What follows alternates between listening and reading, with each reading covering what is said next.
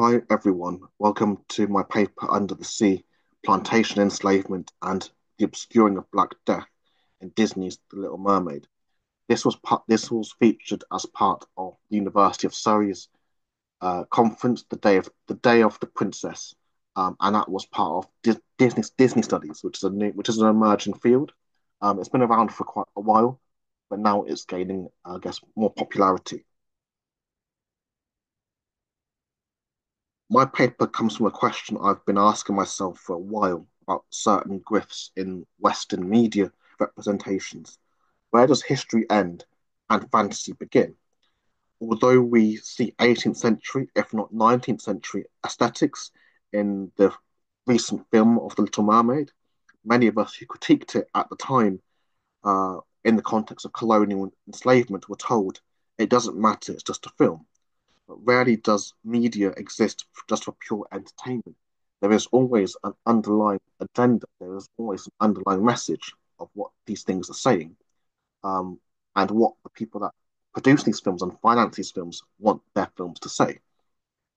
When the Disney company announced the casting of Halle Bailey as Ariel in 2019, I understood they would use the romance fantasy genre, so romantasy, not only to erase Hallie's blackness from the story, but do so while in a story coded probably somewhere in the 18th or 19th century, which is it's not abundantly clear which one it is. Further casting the lead as a black woman, I found might have been to confuse viewers in the same way as Bridgerton did with its black characters in the first season. Both works erasing colonialism whilst also writing a colonial centric romance without actually discussing the colonialism in that's in question. Likewise, in the same way as authors like Jane Austen and George Eliot have done or did, using the worlds of, I guess, rich elites and aristocrats who were mostly, many of them, empire people, to write the countryside as escapism via the money that enables them. Disney's The Little Mermaid uses the seas and the island people, many of them who are black, who live in harmony to do that, also called harmony. Racism out of sight, out of mind.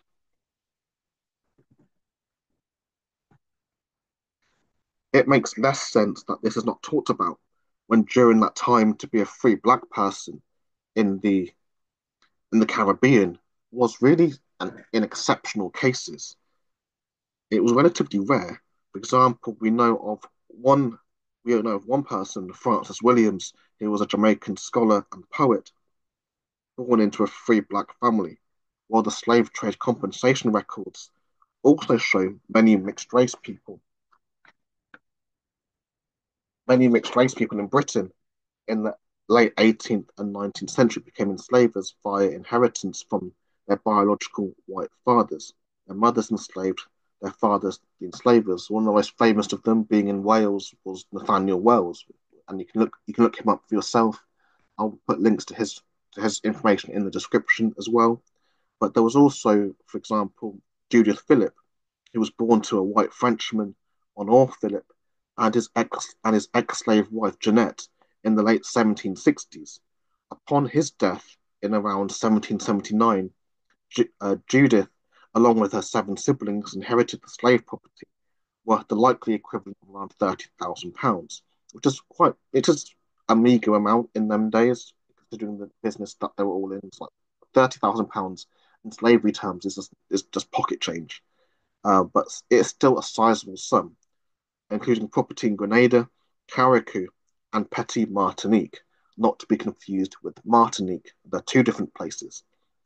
Reportedly, there were also white uncles in Grenada who owned property.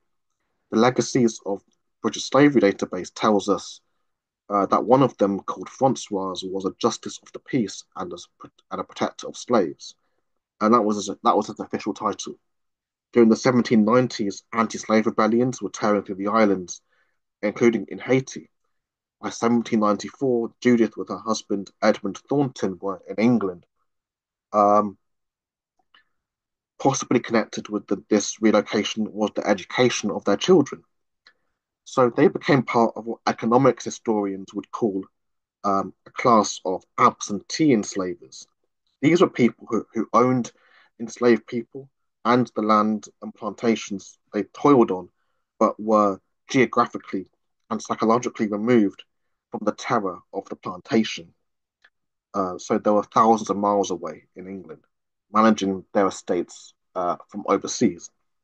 Julia's property included Grenada and Trinidad, was placed with managers and her wider family members. In 1795, you also had the Fedon Rebellion in Grenada, and that period was populated by a lot of black resistance across the islands. Yet, what makes the place of black people in the Little Mermaid film so uncomfortable for me is how most black people would have been treated as inferior, dating at least in part from the original slave code during the 1660s. Asian historian Hilary Beckles further says that Barbados became the world's first slave society, as a slave society is quite different to a society with the slaves. All the societies in the Western Hemisphere had enslaved people, but Barbados was the first to be built and sustained completely on the enslavement of Africans with no alternative system of economic development. In Britain's Forgotten Slave Owners, we see the Barbados Slave Codes of 1661 as an insight into the ways of thinking practiced by enslavers of the time. What the English did in Barbados is create an economy, as Beckles also says, reflected their state of mind. Sociologist Emma de Beery further states the Barbados slave codes went on to inform codes implemented in Jamaica in 1684 and then onto the mainland of what became the United States of America in South Carolina in 1695. The state of Virginia's codes were drawn up in 1705.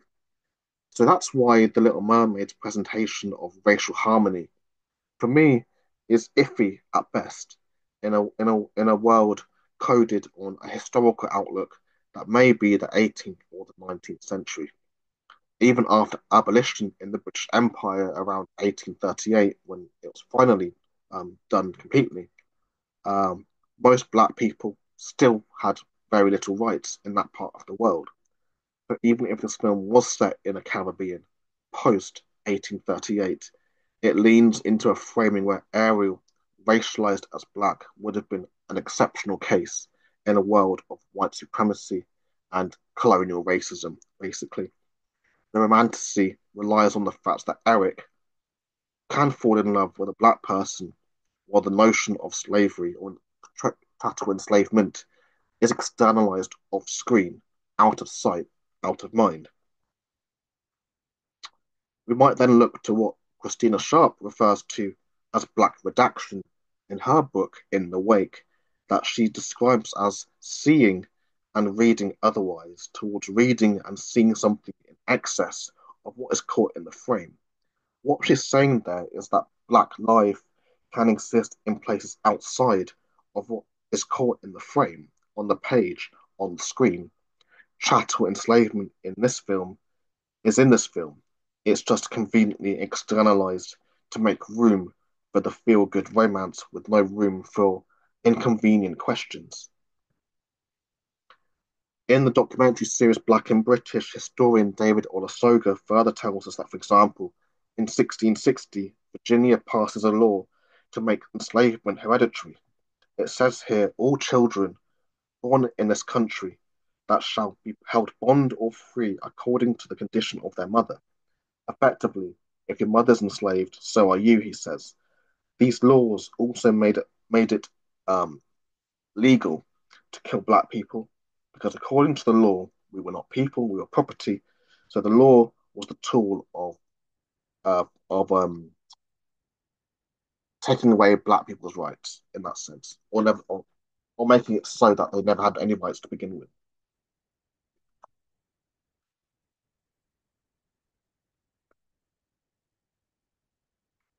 The same thinking uh, carried into the 18th and 19th century with the founding of companies like the Royal Africa Company, led by Charles II, and his brother James, Duke of York, the future James II, and that was from the 1660s as well, as those early, around the same time as those early slave codes. That company was, I guess the term would be, discontinued by 1752, well into the 18th century.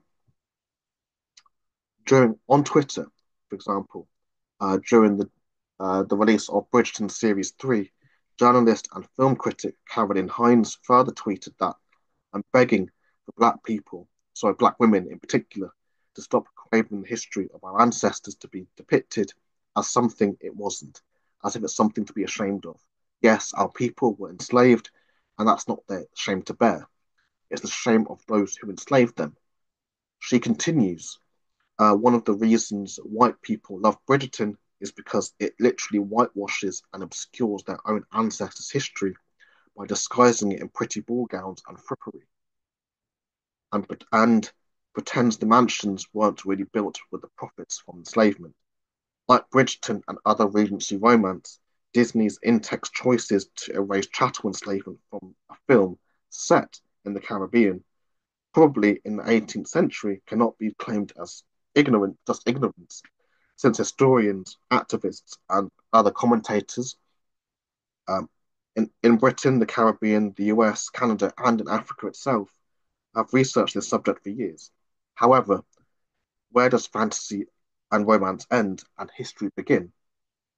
In stories like Bridgerton and this recent take of The Little Mermaid, I believe these things are interconnected or entangled. History as the sacrifice made for the romance and fantasy to prosper, when it is possible to actually have both.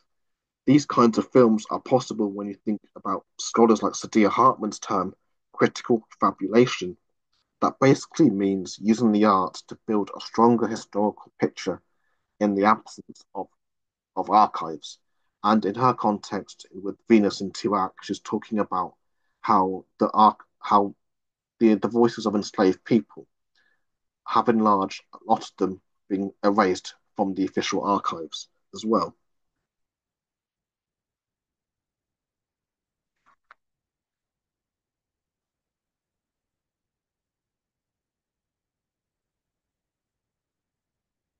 Seeing how people did fall in love during the era of the slave trade, why is it so difficult for screenwriters and those that commission them to articulate that complexity in the scripts?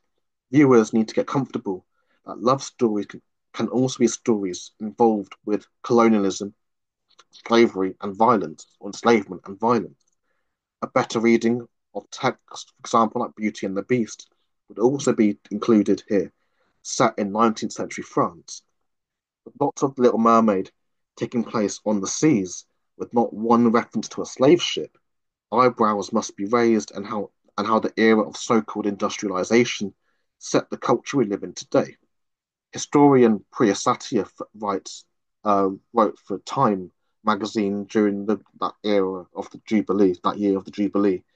In the 18th century, the new state was defended and strengthened by constant wars that expanded Britain's empire and the slave trade and drove the Industrial Revolution. Fossil fuels and industrial metals were relentlessly extracted from the earth in Britain and its colonies, quietly unleashing a process of climate change and transforming human relations to the natural world, work, and fellow human beings. Um, there was a missed opportunity here with The Little Mermaid to talk about that as well. Um, that on one side of the story, you have these islands where plantations existed and slave plantations existed. But on the other side, you've got this story set in the seas, which were the grounds for slave ships and the bringing and going of enslaved people. Um, and there was another conversation here that could have been had about the origins of climate change, ecological breakdown, etc., coming from the slave trade and related colonialisms as well. Um, as someone that's given talks in primary schools and secondary schools, it's often the adults, not the kids, that seem to be against being told these histories. Children want to learn, but adults seem to think that history is too violent for the delicate ears of young people and children, as historical home truths interrupt that idyllic space. Kids' films are most definitely the place to talk about some of these issues, but as Disney has done before, for example, with both the Inside Out films, both Inside Out films, which discuss things like mental illness and emotional cognition, and generally just the complexities of growing up. Encanto on intergenerational trauma, Zootopia or Zootropolis on racism and political corruption, and also Elemental, which I quite enjoyed, on migration, belonging, and diaspora. It just seems Disney were picking and choosing with The Little Mermaid when there was capacity for other interpretations. Their film Turning Red also showed there was actual attempts to hire representatively behind the camera too, while The Little Mermaid was written and directed by white men. So you've got a story there also told through the white male gaze. Most people don't read academic books, so we have to look at what is passed as historical storytelling by companies like Disney, the BBC, and many others of these companies as well. Haitian historian Michel Rolfe-Trouillot further wrote in his book Silence in the Past that we're all amateur historians with various degrees of awareness about our production, learning history from similar amateurs. Universities and university presses are not the only producers of the historical narrative. Most Europeans and North Americans learn their history through media that have not been subjected to the standards set by higher education. Long before non-academics read the historians who set the standards, for colleagues and students, they access history through celebrations, and museum visits, movies, national holidays, and primary school books. Um, so much in that same light as Jane Austen stories erasing the colonialism and enslavement that necessitated those grand estates many of her characters live on and benefit from. The Little Mermaid sort of does the same with the seas as well. There was just a missed opportunity to have a really good discussion here about uh, chattel enslavement, colonialism, the seas, and doing so through a love story as well. And I would also make the argument that Prince Eric and the way he acquired his wealth also could be discussed through those processes of empire and enslavement and so on. Much in the same light of in-text criticism of Disney's colonial whitewashing on screen, the company is not ethical off screen either, as there have been many calls to boycott from activists.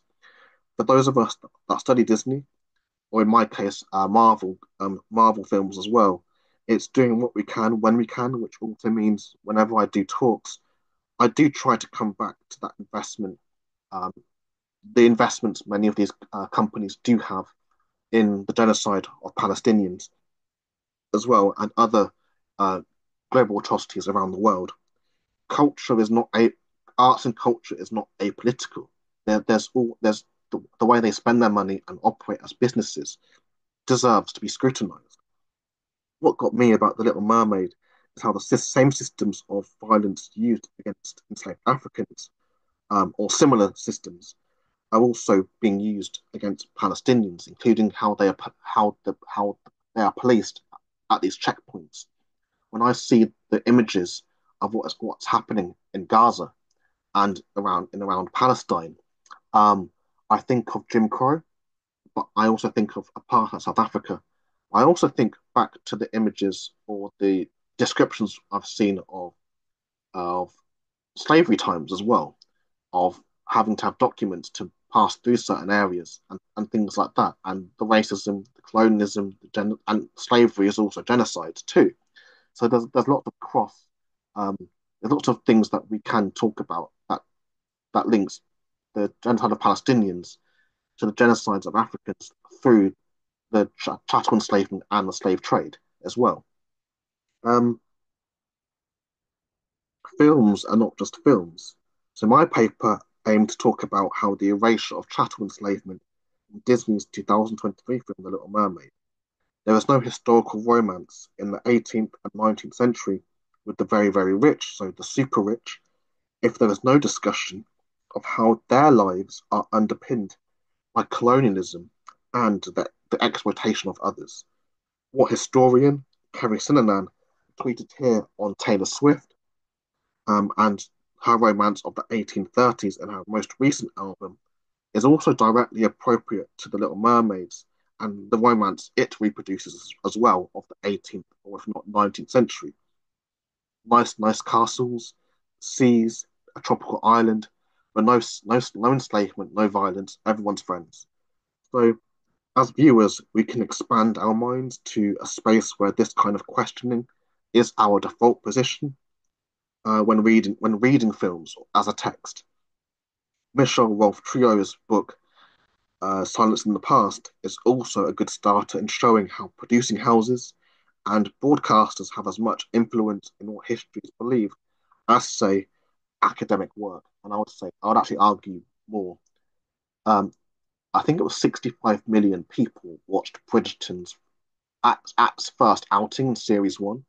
Um, with an academic paper, you'd be lucky if 1,000 people read it. So I think these media companies do have some sort of um, obligation um, um, to tell history better. I'm not saying it has to be 100% historically accurate. But at the moment, like things like Bridgerton, it's just vibes, and they could have done more at the beginning. It's too late now, but because it's too late now. But at the beginning, they could have done more in terms of showing the links between Regency culture and slavery, but doing it in a way that's organic through the script. That's all I'm saying. Um, the way romanticy illustrates escape needs work. First off, showing how the privilege to escape is sustained by obscene wealth made in the external elsewhere, discussed in the world of Austen and also in the Bridgerton fandoms as well. That's the end of my paper, and thanks very much for listening. And as always, if you've got comments, leave them in the comments, etc. Questions, leave them there as well. Or you can send me an email as well at tradeventour.com/contact.